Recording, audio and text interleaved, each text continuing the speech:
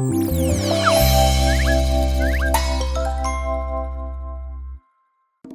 ารแย่งกันทานพิซซ่าชิ้นสุดท้ายเป็นเรื่องสนุกเสมอ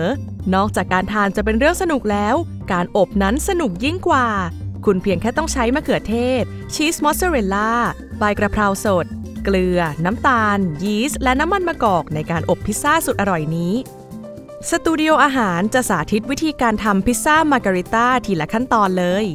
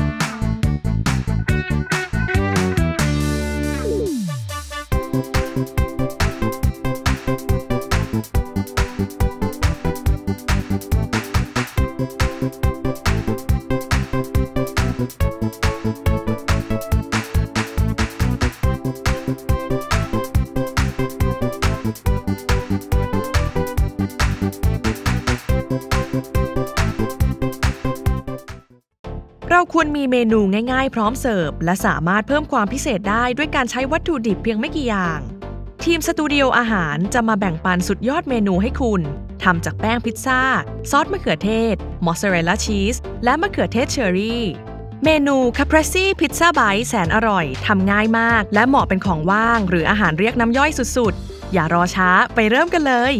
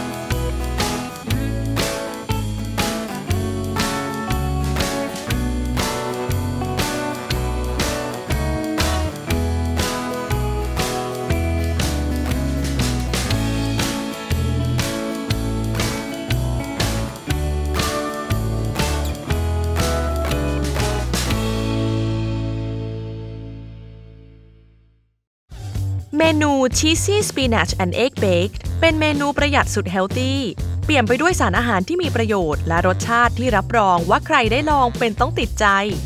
สตูดิโออาหารจะสาธิตให้คุณดูวิธีการทำแต่ละขั้นตอนไปเริ่มกันเลย